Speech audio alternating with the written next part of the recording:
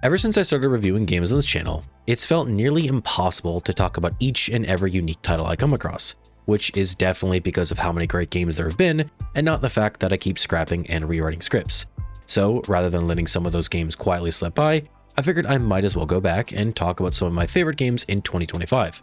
So without further ado, now, hands down, the best part about Labyrinth of the Demon King would have to be its combat. The game's heavy focus on stamina management forces you to deliberately think about each attack, block, or kick, and since each weapon also has its own unique moveset, combos, and damage types, you'll also need to carefully think about which weapons you use or upgrade depending on the situation or your playstyle. However, even if you're armed to the teeth or maxed out on healing items, the game still manages to feel scary thanks to its eerie atmosphere, gritty PSX-inspired graphics, and puzzles that force you to go towards the danger rather than away from it. One thing that I absolutely love when it comes to roguelikes is how each run can feel entirely different from the last, and Clover Pit utterly nails that. Whether it's the 100 plus charms you can unlock that shape your build each run, the memory cards which can completely alter or even remove key gameplay systems, or all the ways you can increase the difficulty, like the cadavers, there's just so many variables that go into a run, making each one feel entirely distinct. Plus, it also helps that the game is just so addicting to play.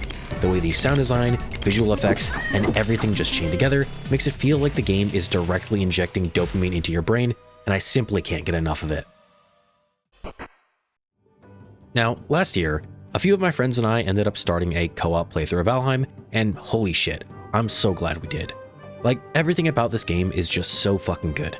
Its visuals, while simplistic, are truly breathtaking at times, its vast open world is just as fun to explore as it is dangerous, and the game has such a unique crafting and progression system gated behind some truly insane boss fights.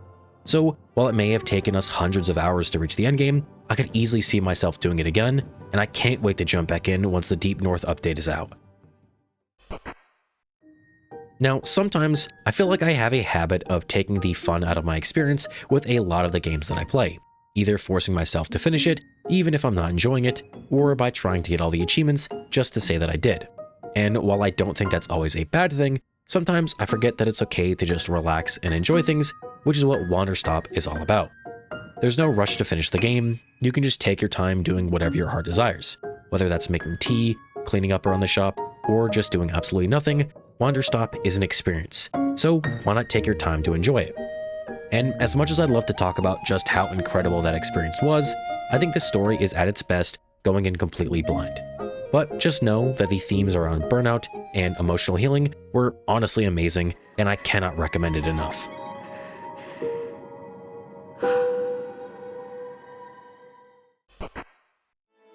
Now, in a similar fashion to Wander Stop, I really enjoyed Valhalla due to its atmosphere. However, while Wander Stop is best enjoyed with a warm cup of tea, Valhalla's cozy late-night vibe makes it feel much more suited for a Long Island iced tea. And as much as I loved the soundtrack and visual aesthetic responsible for that vibe, what really kept me playing was the story and characters. The way each customer you serve slowly introduces more and more of the story had me genuinely invested in every quirky character the game threw at me, and I really loved how the drinks you served them actually mattered, either letting you experience more of a specific character's story, subtly changing how conversations play out, or even bringing in secret characters you normally wouldn't meet. So, while I may have been drunk for most of my time with Valhalla, it still ended up leaving a much bigger impression on me than I ever expected. Now, as much as I did enjoy Clair Obscur Expedition 33, and can clearly see why so many people would consider it to be the game of the year, personally, I couldn't put it higher on my list for one simple reason: I didn't want to keep playing it. Now, don't get me wrong, I did complete the game and I loved every minute of it. The combat, music, and characters were all incredible, especially Minoko and Eskie. Oh wow!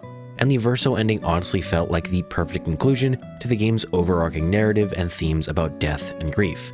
But despite how satisfying that experience was, once the credits rolled, I was happy to leave things there. I had no desire to head max level, explore all of the game's side content, or take on all the secret bosses. And even after the thank you update, I still haven't felt the urge to return to the world of Lumiere. So while Expedition 33 absolutely deserves the praise it gets, and I'm sure I'll return to it at some point, I just couldn't put it higher on my list compared to the games that left me wanting more. Honestly, there's a lot of things that I like about Metaphor ReFantazio, but if I had to boil it down to one thing, it'd be how it feels like an experiment on the typical Persona formula. Most of the core mechanics are still there, like personas, turn-based combat, and social links, but they've all been tweaked just enough to feel different. For example, instead of using personas, ReFantazio has archetypes, which function similarly, but can be equipped by any party member, not just the protagonist, and rather than fusing them together, you'll instead need to level up specific archetypes to unlock stronger ones of the same lineage.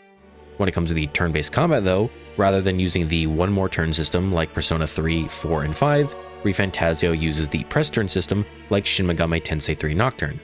On top of that, it also introduces real-time combat, letting you either defeat enemies directly in the overworld or start turn-based encounters with an advantage. However, while I did like most of these changes, it was a bit disappointing that only the final social link scenes were fully voiced, and that there weren't any romanceable characters.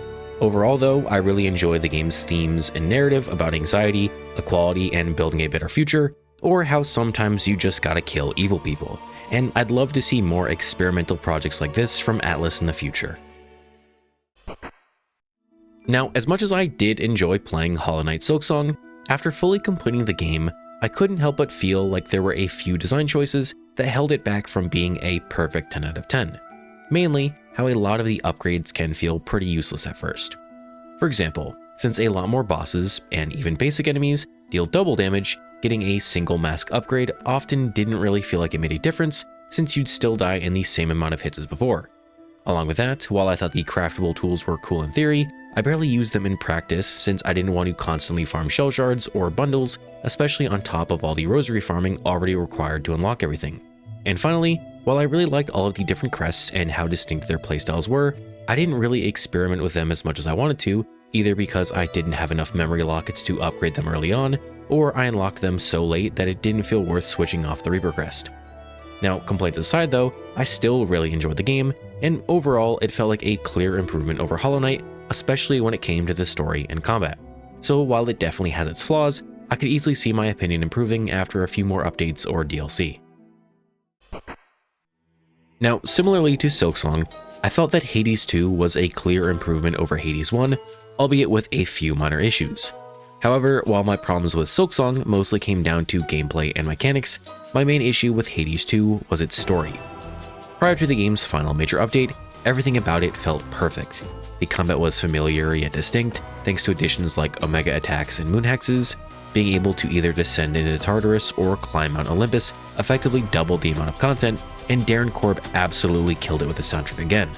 But after beating the game following its 1.0 release, the original ending felt like such a disappointment, and at least initially, soured my overall impression of the game. And while the updated ending did address most of my issues with the original, that first impression ultimately held Hades 2 back from being my game of the year. Even so, it's still an absolutely incredible game, and if the ending had landed the first time around, this easily could have been my number one. Now, before talking about my favorite game of the year, I wanted to quickly highlight some other games that really stood out to me, but seeing as they were either DLC, demos, or still in early access, I felt it wouldn't be fair to include them, but wanted to mention them anyway. Now, if I'm being completely honest, Dispatch wasn't the best game I played this year, but it was the one I enjoyed the most.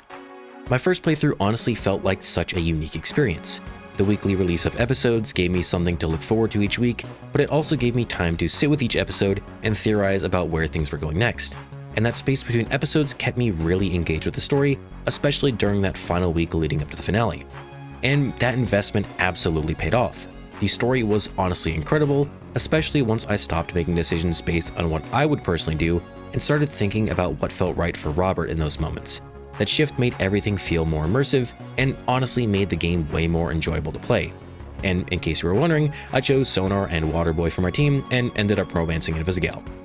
However, beyond the story itself, I also loved each and every one of the characters. Their flaws didn't just give them personality, it made them feel genuinely human, even though some of them technically aren't, and it all tied really nicely into the game's themes about redemption and second chances. Finally, while the story is clearly the main focus, I was also genuinely surprised by how much I enjoyed the dispatching side of the game, and I'd honestly kill for some kind of dispatching roguelike or standalone mode down the line. So while Dispatch might not have been the best game I played this year, it ended up being one of the most memorable. Even after beating it multiple times and getting all the achievements, I keep coming back to it, and I genuinely can't wait to see where Ad Hoc takes the game next whenever we eventually get a Season 2. Now, if you've made it this far in the video, I just want to give a heartfelt thank you, as this past year or so has honestly been incredible. What started out as just an excuse to talk about the games I like turned out better than I ever could have imagined, more than passing my original goal of 500 subscribers by the end of the year. So again, thank you all so much, and sorry about the lack of recent uploads. But I hope you can look forward to another year of videos, as I've got plenty of ideas to try out alongside my typical reviews. And with that, mateys, is the end of the video. So until next time, take care, and I'll see you around, mateys.